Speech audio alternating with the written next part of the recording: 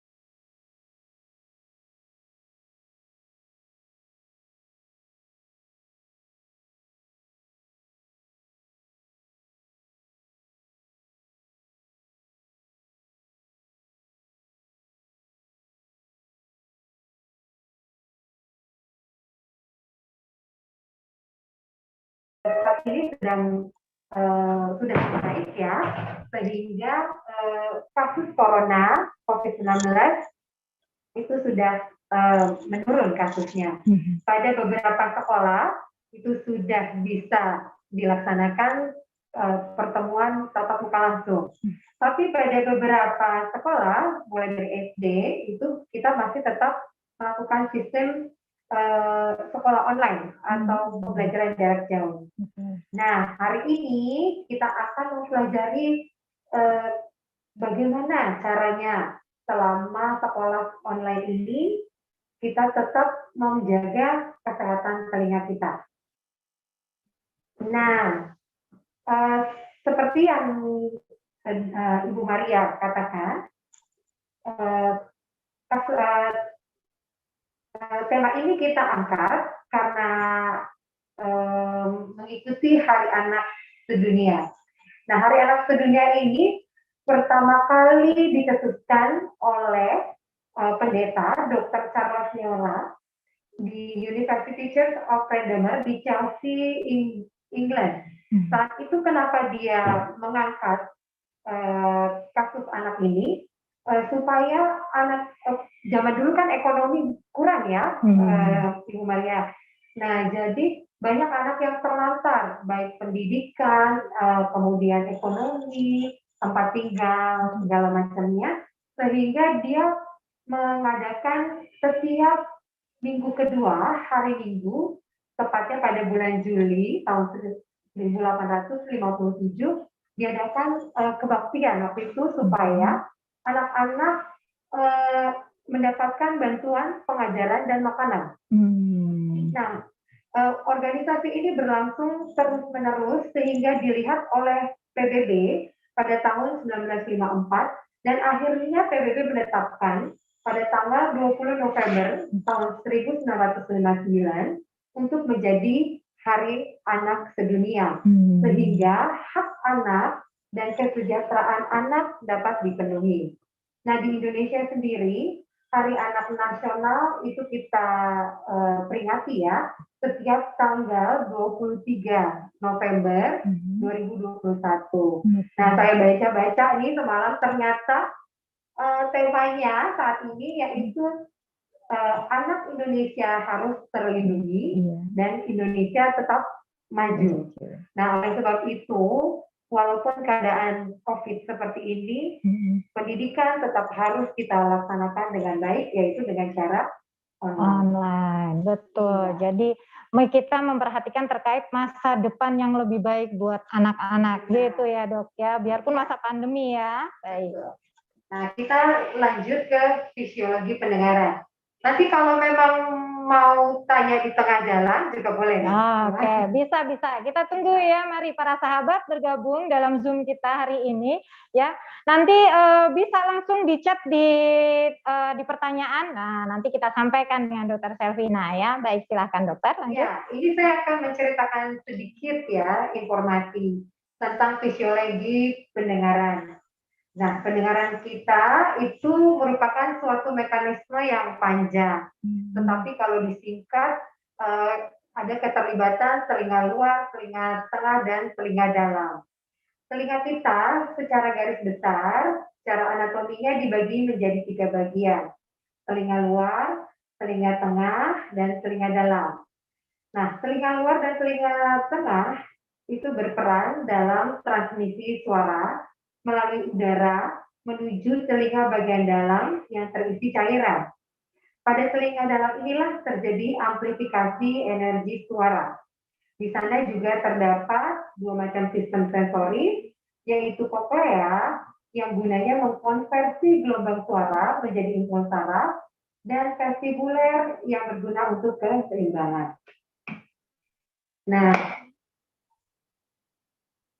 kita dapat mendengar karena adanya gelombang bunyi yang bergetar secara berkesinambungan dari telinga luar sampai dengan telinga dalam, yang pada akhirnya akan mentransformasikan gaya mekanik suara di telinga tengah menjadi impuls elektrik pendengaran dan menghantarkan impuls tadi dihantarkan ke korteks auditori otak melalui saraf aferens nervus auditorius sehingga kita bisa mendengar. Next. Oke. Ternyata prosesnya lumayan ribet ya di anatomi yang kecil ini ya. Jadi kita ada begitu banyak mekanisme fisiologi yang terjadi di dalam organ yang kecil itu ya dok ya. Berarti pasti perannya juga sangat kompleks. Lanjut dok. Mohon di-share PPT saya. Tolong dibantu. Iya. Nah, next ya. Next. Ya. Oke. Sebelumnya? Yang tadi? Yang anak kecil tadi? Yang sebelumnya? Nah, lagi? Iya. Nah, karakteristik mendengar itu jadi suara itu dikarakteristikan menjadi 3, yaitu ada tone-nya atau pitch-nya, intensitasnya, dan kualitas suaranya. Nah, pitch atau tone ini ditentukan oleh frekuensi getaran. Makin besar frekuensinya, makin tinggi pitch-nya. Jumlah pitch yang dapat dibedakan oleh orang normalnya adalah 2000 pitch. Ya. Sehingga manusia mampu mendengar suara pada frekuensi 20 Hz sampai 20.000 Hz. Tapi yang paling sensitif adalah antara 1000 dan 4000 Hz. Misalnya pada suara laki-laki kurang lebih frekuensinya yaitu 125 Hz. Pada perempuan dewasa itu kurang lebih 250 Hz. Nah, pada sebagian orang sensitifnya di 1000 sampai dengan 3000 Hz. Tetapi pada orang berpengalaman, contohnya pada musisi, dia bisa terlatih lebih dari itu.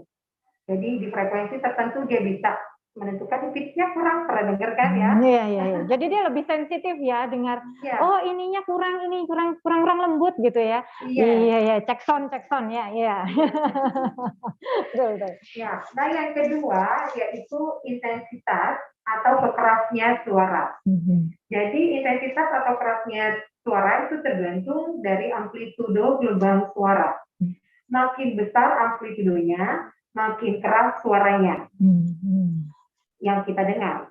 Ya, kekerasan atau kita bilang kebisingan ini diukur dengan satuan namanya desibel.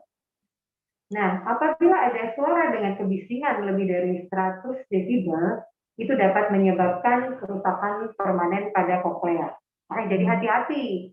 Nah, ini yang akan kita bahas saat ini, ya. Nah, next.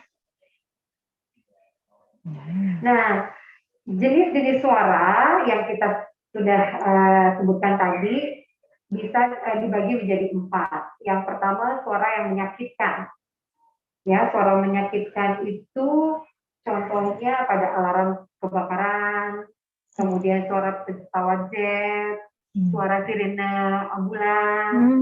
Nah, itu bisa desibelnya kurang lebih 120 sampai 160 desibel. Nah, ada juga namanya suara ekstrim tinggi. Nah, suara ini range-nya kurang lebih 90 sampai 110 desibel.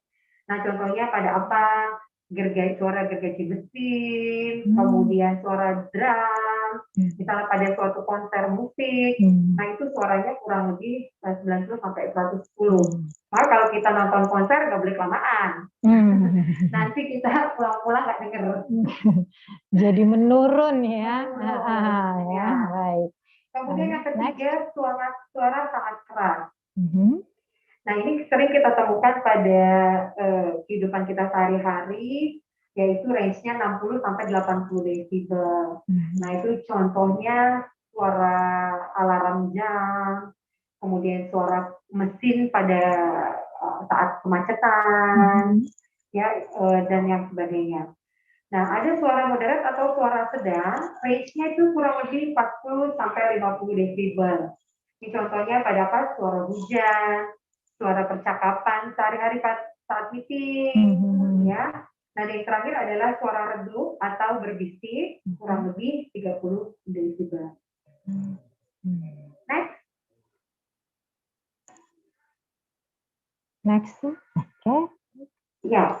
Nah, pendengaran yang tadi sudah kita sampaikan memang saling berkesinambungan dari telinga luar, telinga tengah, dan telinga dalam. Tapi yang terpenting adalah telinga dalam. Karena di telinga dalam ini terdapat suatu organ yang kita sebut koklea. Kalau saat otopsi ya, itu kita potong penampang koklea ini menjadi seperti yang gambar warna biru. Nah, di situ terdapat sel-sel rambut. Nah, sel-sel rambut ada sel-sel rambut luar, ada sel-sel rambut dalam. Yang ditunjukkan yang warna kuning dengan panah warna ungu. Sel-sel rambut pada manusia itu kurang lebih 15.000.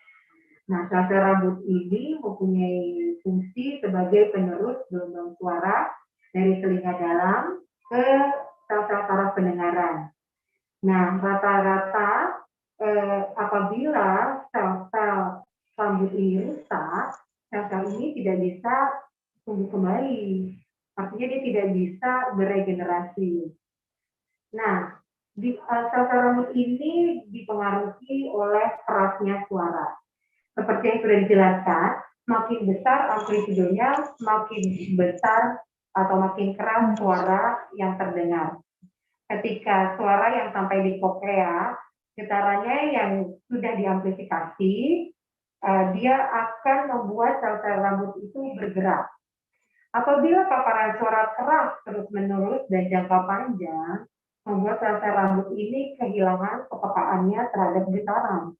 Sehingga terjadi kerusakan sel-sel rambut tersebut menjadi gangguan pendengaran bahkan tuli permanen. Waduh. Nah, itu kita harus hati-hati. Nah, Next. untuk mengetahui kita sudah tahu tadi ya fisiologi pendengarannya dan bagaimana terjadi kerusakannya.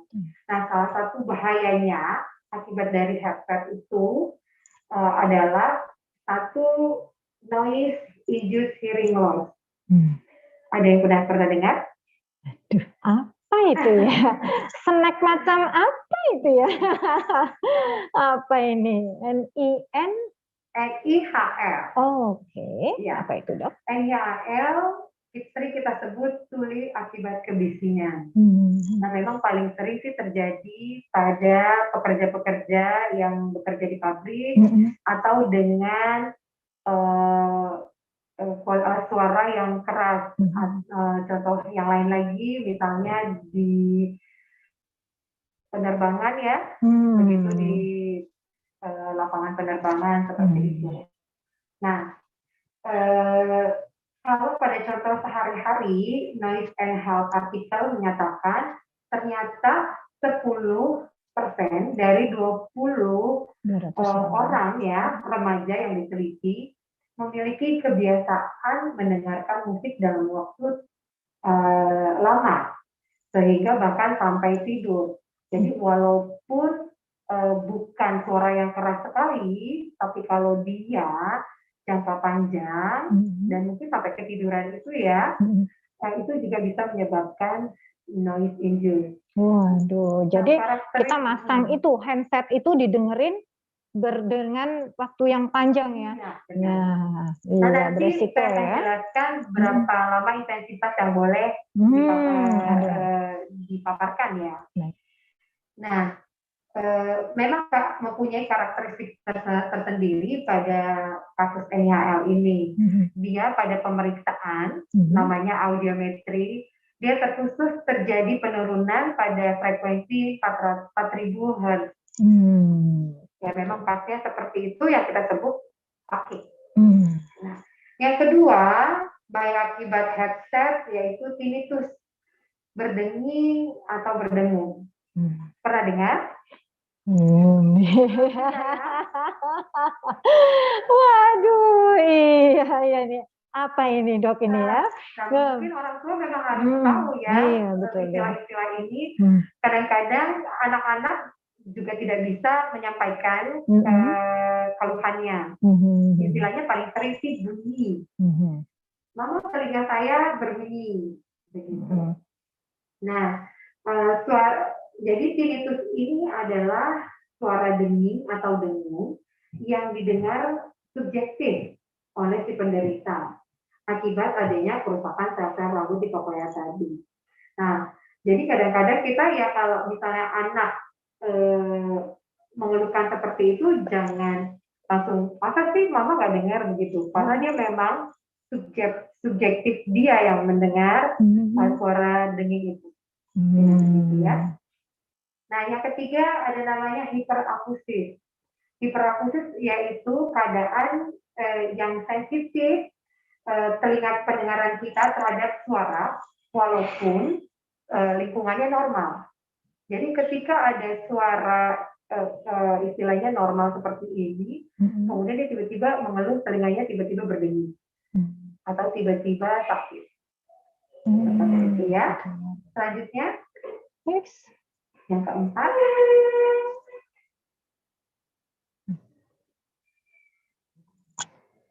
Oke, next ya. Nah, yang ini yang sering terjadi, yaitu kehilangan pendengaran. Saking lamanya dicuekin lah istilahnya, terjadi kerusakan sel-sel rambut, baik sel rambut luar dan sel rambut dalam. Jadi kehilangan pendengaran pada seluruh frekuensi. Ya. Nah, selanjutnya yaitu infeksi telinga. Jadi karena posisi dari headset pada liang telinga menghalangi aliran udara, membuat kondisi liang telinga itu menjadi lembab, yang dapat meningkatkan pertumbuhan bakteri dan juga jamur. Yang lain lagi bahaya dari akibat headset yaitu penumpukan kotoran telinga. Headset itu ketika kita pakai justru mendorong kotoran untuk lebih masuk ke dalam sehingga penumpukan kotoran pada telinga. Oke. Makanya untuk membedakan apakah ini tidak mendengarnya karena penutupan kotoran atau karena sarafnya yang rusak, sebaiknya periksakan langsung ke dokter kesehatan. Ya. Kalau sekiranya para bunda menerima keluhan dari putra-putrinya jangan dicuekin ya. Ternyata banyak sekali masalah-masalah telinga pada anak ya. Memang itu sifatnya kesannya kayak subjektif ya dok. Hampir-hampir kayaknya, oh, mama nggak denger kok, mama nggak ada apa-apa gitu ya. Nah, kira-kira sambil ini ya dok, sambil ditanya boleh nih, udah ada pertanyaan dok. Mulai kapan sih orang tua harus peka ngajak anak itu untuk konsultasi ke THT? Karena jarang banget ya anak-anak dibawa ke dokter THT itu kalau ada keluhan kadang-kadang malah justru keluhannya sudah terlalu berat gitu ya dok ditemukan. Pernah begitu nggak di dok? Ya. Jadi gimana? Ya, memang sebaiknya untuk pemeriksaan rutin ke THT hampir sama dengan gigi ya. Jadi kita juga tetap harus memperhatikan kesehatan telinga, hidung, dan tenggorok kita, terutama telinga. Karena normalnya telinga kita itu menghasilkan kotoran. Ya memang dia dapat keluar dengan sendirinya dengan proses mobilisasi dari tulang rahang. Ya, sehingga kotoran bisa keluar dengan sendirinya. Namun pada beberapa anak begitu ya atau beberapa pribadi personal itu tidak bisa tuh kotoran telinga keluar dengan sendirinya. Ya, dia justru akan menumpuk di situ karena keras. Nah, oleh sebab itu, memang sebaiknya walaupun tidak ada keluhan, kita tetap memeriksakan diri ke dokter THT setiap 6 bulan sekali. Oh, jadi setiap 6 bulan sekali kita kontrol, atau bila ada keluhan-keluhan kayak tadi ya, noise tadi ya, berdengung, mendenging, terus rasa ngilu gitu ya, pendengaran mulai berkurang ya. Jadi kayak ada keluhan itu memang tidak boleh diabaikan. Nah, para bunda kemana konsultasinya? Ke dokter Selvina spesialis THT di Primaya Hospital Bekasi Timur. Beliau praktek setiap hari loh ya, dari Senin sampai Sabtu. Hari Senin sampai Jumat beliau ada di sore hari pukul 3 sampai dengan pukul 5 sore ya dokter ya. Dan hari Sabtu beliau sudah ada pagi hari seperti kayak gini nih, jam 8 sampai dengan jam 10 pagi. Jadi para bunda, memang betul jangan diabaikan keluhan dari putra-putri kita. Yuk lanjut dokter, untuk solusinya bagaimana nih? Yuk. Nah, justru itu sekarang kita harus mencari solusi atau trik and trick ya, tip and trick untuk para bunda yang masih saat ini anaknya bersekolah online. Nah, next. Oke, lanjut. Nah, ini Nah, dia. kita menyebutnya rule of 60. Ya, jadi ada rasio 60/60 menurut Komnas PG PKT ya. Jadi untuk penggunaan headset atau earbud atau headphone itu tidak boleh lebih dari 60% batas maksimumnya. Misalnya kan ada panahnya tuh ya kalau volume ya. Itu sebaiknya di bawah dari setengah, 50%. Oh, kadang-kadang kita full ya volumenya. Karena nggak puas tuh, harus full gitu. Memang sih kadang-kadang di alat kita HP ada notifikasi hati-hati gitu. Itu sebetulnya sudah ada teguran ya. Tapi kita suka kadang-kadang full gitu ya. Baik, oh ternyata nggak boleh lebih dari setengah ya dok ya. Baik. Tidak boleh lebih dari 60%. Baik. Nah itu yang pertama. Yang kedua juga tidak boleh memakai headset lebih dari 60 menit. Jadi kalau udah 1 jam, sebaiknya kita istirahat kurang lebih 30 menit. Waduh. Baik, PJJ dok bisa mulai dari jam 8 sampai dengan jam 10 paling enggak ya, paling cepat itu dok. Nah ini berarti beresiko ya para bunda harus benar-benar diperhatikan putra-putrinya pada saat pelaksanaan PJJ dengan menggunakan headset ini. Jadi nggak boleh lebih dari 1 jam ya dok. Baik. Nah, kalau saran dari saya, memang kan PJJ ini waktunya cukup lama ya. Iya, betul. Bisa 5 jam ya, 5-6 jam sekolah itu.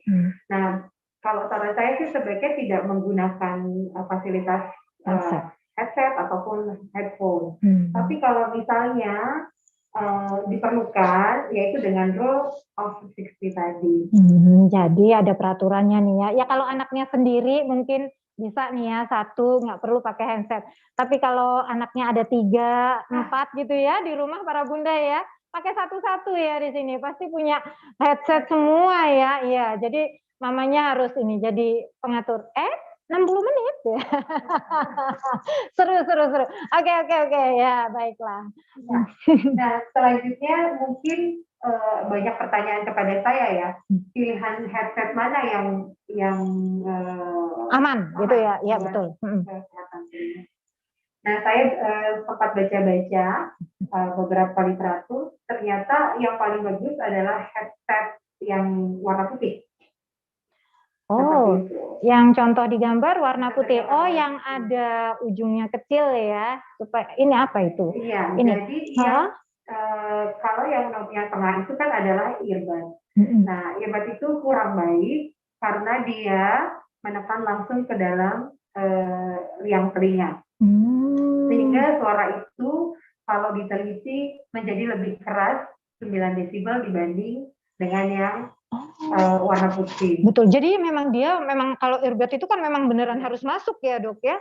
Betul. Oh jadi itu yang didengarkan 9 desibel lebih tinggi dari yang harusnya normal kita terima. Oh baik betul. Dibanding yang warna putih ya. Seperti itu. Nah yang terbaik adalah sebenarnya yang headphone. Yang warna yang paling sebelah kanan ya, hitam biru sebelah kanan. Nah, tetapi terkadang penggunaan headphone yang paling kanan itu justru karena saking enaknya, saking bagusnya, jadi kita mengeraskan suara lebih besar dari 60% tadi. Jadi dia lebih nyaman gitu ya, akhirnya kita enjoy, enak lebih kenceng lagi gitu ya. Oh ternyata serba salah ya. Jadi para bunda harus bijak-bijak nih ya, harus lebih bijaksana memfasilitasi putra-putrinya pada saat melakukan PJJ dengan menggunakan headset ini tadi, menggunakan dengan rule 1660 ya dok ya. Nah jadi tidak boleh lebih dari 60 menit, harus memilih set yang benar-benar aman gitu ya, supaya tidak malah menjadikan sesuatu yang tidak nyaman buat putra-putrinya. Baik, lanjut dokter. Ya, selanjutnya.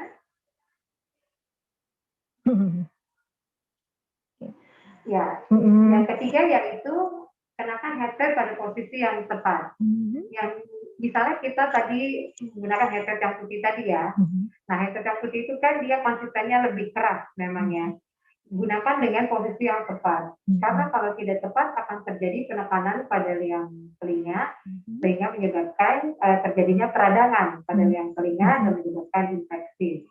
Ya, artinya posisinya pas, tidak terlalu kencang. Kemudian membersihkan headset secara berkala, menggunakan kapas alkohol atau swab alkohol secara berkala setelah digunakan dan sebelum digunakan. Betul. Ya. Dan yang terakhir yaitu jangan menggunakan headset pada keadaan bising. Artinya di sini kalau misalnya kita lagi di jalan di luar ya, kita pakai headset justru kita menambah volumenya. Volume dari bising itu akan menambah headset yang kita gunakan, sehingga dapat merusak dari sel-sel rambut tadi dan mengganggu pendengaran. Oke. Nah. Baik. Wah, ternyata sudah selesai dari materi. Baik. Kondisi bising. Bentar, Jay. Ada. Nah, tadi sudah disampaikan juga oleh Dokter Selvina. Mulai kapan sih kita harus membawa membawa putra-putri kita untuk kontrol ke dokter THT ya. Jadi hampir sama dengan dokter gigi bersamaan ya, setiap 6 bulan sekali. Jadi baik pun ada keluhan atau mungkin kalau sekiranya ada keluhan ya langsung saja ya. Memang keluhan gangguan telinga itu sifatnya subjektif ya, jadi jangan diabaikan. Dan memang tidak boleh disepelekan karena memang kompleks sekali dari anatomi yang kecil itu tadi kita lihat begitu kompleksnya fungsinya dari telinga tengah, dalam, tengah sampai keluar ya. Nah itu. Nah dok ini ada pertanyaan. Boleh nggak sih dok kita bersihkan telinga setiap hari? Ini setelah mandi itu dibersihkan telinganya. Sebetulnya bagus nggak sih dok? Atau bagaimana cara membersihkan telinga yang betul sebetulnya? Ini dari konteks nih. Konteks. Baik. Nah iya, memang sebaiknya tidak usah dibersihkan. Karena kotoran telinga itu akan keluar dengan sendirinya. Justru jika kita menggunakan cotton bud setiap hari, jadi kita akan mengiritasi kulit dari liang telinga tersebut. Nah normalnya telinga kita itu akan menghasilkan kotoran telinga yang itu memang gunanya sebagai barrier atau pelindung terhadap jamur, kotoran, kemudian serangga. Karena kalau literatur mengatakan katanya serangga tidak suka dengan bau kotoran. Oh gitu ya. Jadi kalau kita membersihkannya terlalu bersih ya, malah gampang nanti masuk binatang. Oh gitu. Jadi malah bisa. Baik. Jadi kita sebetulnya kalau untuk membersihkan liang telinga itu harusnya sih idealnya tidak perlu karena kotoran itu akan sebetulnya keluar sendiri gitu ya dok, normalnya ya. Tapi ada pribadi dari person to person sendiri yang berbeda kalau kadang-kadang memang harus dengan dokter ahlinya. Dan sekali lagi para sahabat, para bunda, kami mengingatkan Dokter Selvina praktek di Primaya Hospital Bekasi Timur setiap hari ya dari Senin sampai Sabtu. Untuk jadwalnya Senin sampai dengan Jumat beliau di sore hari pukul 3 sampai dengan pukul 5 sore. Dan untuk hari Sabtu beliau mulai pagi dari jam 8 sampai dengan jam 10. Mari para bunda dan ayah bila ingin mengkonsultasikan putra-putrinya terkait kesehatan telinga dengan Dokter Selvina, kita tunggu di Primaya Hospital Bekasi Timur. Nah, dok, kira-kira untuk berkonsultasi ke THT itu kalau melihat, oh ini telinganya bagus, oh ini telinganya ada gangguan, kira-kira kalau ke dokter THT itu diapain aja sih dok? Nih, pengen tahu loh. Ya, aku terus ngapain ke dokter THT ya, wong anakku nggak ada keluhan gitu. Ayo, mau diapain ya? Kalau ke dokter THT mungkin ya dulunya itu saya juga sempat takut karena alatnya semuanya besi semua. Ya. Tetapi tidak perlu khawatir ya, sekarang justru lebih oke. Jadi kita memiliki namanya fasilitas endoskopi. Jadi keluhan pasien bisa dilihat langsung oleh pasien apa yang terjadi pada telinga, hidung atau tenggorokannya. Nah itu jadi di sana ada keluhan telinganya sakit, nah kita bisa lakukan endoskopi telinga. Endoskopi yaitu kamera ya, apa yang terjadi di dalam telinga, liang telinga ataupun di dalamnya. Jadi kita lebih welcome lah sekarang dan lebih nyaman karena sakit saya ini. Jadi terlihat langsung gitu ya. Jadi di fasilitas Primaya Hospital Bekasi Timur pada saat konsultasi dengan dokter THT itu sama-sama kita bisa melihat ya di layar. Oh ini loh yang di dalam telinga ada terjadi sesuatu gitu ya. Oh telinganya bersih, oh telinganya memang ada radang. Jadi semua jadi terlihat jelas ya dok. Dengan sama-sama melihat di layar televisi melalui alat endoskopi ini tadi, endoskopi telinga. Nah jadi jangan khawatir para bunda. Kira-kira kalau misalnya ke dokter THT itu diapain aja?